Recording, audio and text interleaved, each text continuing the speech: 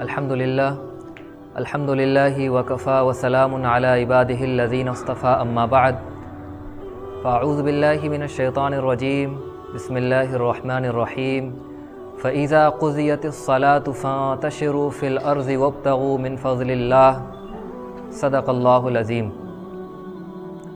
آج کا ہمارا موضوع کہ wealth and many Islamic perspective سے، تو اس میں ہم اس پر گفتگو کریں گے کہ اسلام میں مال اور دولت کی کیا اہمیت ہے، قرآن اور حدیث میں مال اور دولت کو کس طرح سے دیکھا گیا ہے، اللہ کے رسول صلی اللہ علیہ وسلم نے مال دولت کمانے کے سلسلے میں کیا گائیڈ لائنز دی ہیں، مال دولت کے سلسلے میں کیا مسکنسیپشنز پائے جاتے ہیں لوگوں کے درمیان، اور ایک بات یہ ہے کہ اگر مال کا صحیح استعمال کریں گے تو دنیا کے اندر اور آخرت کے اندر اس کے بینیفٹس کیا کیا ہیں، اور اگر اس کا مس یوز کریں گے آپ تو دنیا کے اندر آپ کو کیا نقصان اٹھانا پڑے گا اور آخرت کے اندر اس کا کیا نقصان اٹھانا پڑے گا۔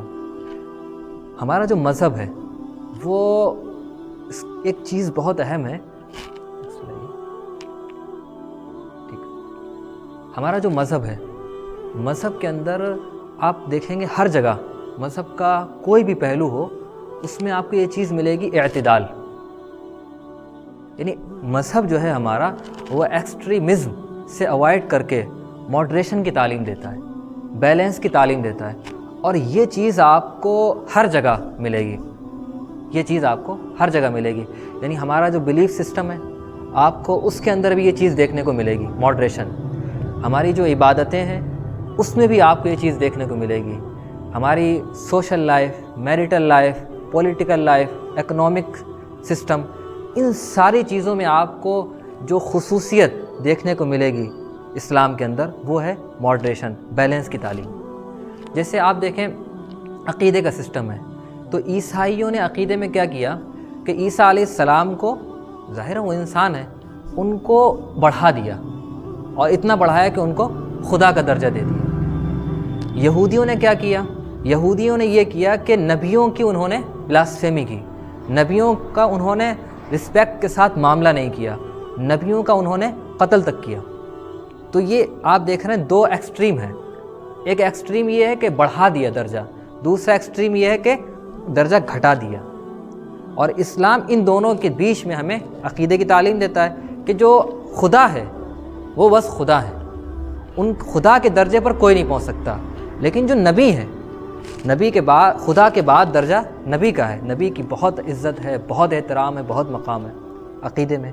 اسی طریقے سے آپ عبادات میں دیکھیں گے کہ یہی بیلنس آپ کو عبادات میں ملے گا، اور عبادات میں بھی میں نے عرض کیا تھا کہ اسلام یہ کہتا ہے کہ صرف حقوق اللہ ہی نہیں ہے سب کچھ، یعنی رائٹس آف اللہ بھی ہیں اور رائٹس آف ہیومن بینگ بھی ہیں، انسانوں کے حقوق بھی ہیں۔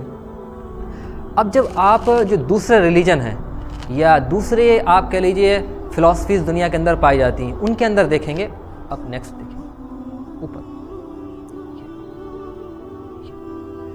مثال کے طور پر ہندوازم ہے، ہندوازم میں آپ جب دیکھیں گے کہ وہ دنیا کو کیسے دیکھتے ہیں، وہ مال اور دولت کو کیسے دیکھتے ہیں، تو ان میں یہ تصور ہے کہ اگر آپ مکتی چاہتے ہیں، اگر آپ خدا کے قریب ہونا چاہتے ہیں تو پھر دنیا کو تیاگ دیجیے اور آپ چھوڑ جائیے ساری دنیا کو، نکل جائیے جنگلوں میں، نکل جائیے پہاڑوں میں، وہاں عبادت کیجیے، وہاں ریاضت کیجیے، تپسیا کیجیے، تب آپ کو خدا کا قرب نصیب ہوگا۔ کچھ اسی طریقے کا کانسیپٹ جو ہے وہ ہمیں بودھسٹ لوگوں میں ملتا ہے، ان کے یہاں بھکشو رہتے ہیں، ان کے یہاں جو ہے وہ برہمچاری یوگی رہتے ہیں، اور یہی چیز آپ کو ملے گی کرسچن لوگوں میں، انہوں نے رہبانیت کو ایجاد کیا، اور یہی تصور تھا ان کے سامنے کہ اگر آپ فیملی کے ساتھ رہیں گے، اگر آپ سماج کے ساتھ رہیں گے، اگر آپ کاروبار کریں گے، بزنس کریں گے، تو پھر آپ خدا کا قرب حاصل نہیں کر سکتے ہیں۔ اگر آپ کو خدا کا قرب حاصل کرنا ہے، آپ کو اللہ تعالیٰ کی رضامندی چاہیے، تو پھر آپ کو یہ سب کچھ چھوڑ کر وہ پہاڑوں میں نکل جانا ہے، جنگلوں میں نکل جانا ہے، اور وہاں اللہ اللہ کرنا ہے۔ تو یہ ایک ایکسٹریم ہو گئی نا، کہ یہاں صرف مذہب کو لے لیا گیا، دین کو لے لیا گیا، اور دنیا کو بالکل چھوڑ دیا گیا، دنیا کو بالکل تیاگ دیا گیا۔ دوسری ایکسٹریم کیا ہے؟ دوسری ایکسٹریم یہ ہے کہ یہ دنیا ہی سب کچھ ہے، یعنی انہوں نے مذہب کو بالکل سائڈ میں لگا دیا، مذہب کو بالکل سائڈ میں لگا دیا. ان کے ہاں خدا کا کوئی تصور نہیں. یعنی جو مٹیریلسٹک اپروچ ہے، جو ایتھسٹک اپروچ ہے، اس میں یہی ہے کہ خدا ان کے ہاں کوئی چیز نہیں ہے، ان کے ہاں مذہب کوئی چیز نہیں ہے، ان کے ہاں جو کچھ ہے وہ بس یہی دنیا ہے. اسی دنیا میں آپ یہ کانسیپٹ دیا انہوں نے، YOLO, you only live once. تم کو صرف ایک بار یہ دنیا ملی ہے. اس ایک بار کی زندگی کے اندر جتنے چاہو لذتیں کر لو، جتنے زیادہ چاہو آپ عیاشیاں کر لو، بس اسی دنیا کے اندر آپ کو سب کچھ کرنا ہے. وہ فارسی میں کہتے ہیں بابر بعیش کوش کہ عالم دوبارہ نیست. ایک بار جو ہے دنیا ملی ہے آپ کو، جتنی لذتیں اٹھا سکو اٹھا لو. اسی وجہ سے انہوں نے ایک امیجنری ورڈ کا تصور دیا جس کو یوٹوپیا کہتے ہیں، کہ یہاں جو ہے ایک ایسی وہ خیالی دنیا ایجاد کرنا چاہتے ہیں جہاں صرف اور صرف لذتیں ہیں، جہاں صرف اور صرف راحت ہے، جہاں صرف اور صرف خوشیاں ہی ہیں. جو فلاسفیکل تھیوریز دی گئیں اس میں بھی آپ دیکھیں ہیڈونزم کی تھیوری دی. اور ہیڈونزم کا مطلب یہ ہے کہ پلیجر کو میکسیمائز کرنا ہے اور پین کو منیمائز کرنا ہے. جتنا زیادہ آپ لذتیں حاصل کر سکتے ہیں اتنا زیادہ آپ لذتیں حاصل کریں، خوشیاں حاصل کریں. ہندی میں اس کو سکھ باد یا سکھی باد بولتے ہیں. تو یہاں آپ دیکھیں کہ مذہب کا تصور نہیں ہے، یہاں صرف اور صرف دنیا ہے. یہ دو ایکسٹریم ہو گئیں. ایک ایکسٹریم یہ ہے کہ مذہب کے ساتھ اس طرح سے چمٹے کہ دنیا کو تیاگ دیا، اور یہاں جو ہے وہ دنیا کو ایسے اپنایا کہ مذہب کو چھوڑ دیا. اسلام کے میں ہم دیکھتے ہیں کہ دونوں چیزیں ہیں. یعنی آپ مذہب کے ساتھ چمٹ جائیں دنیا چھوڑ دیں، ایسا بھی نہیں ہے.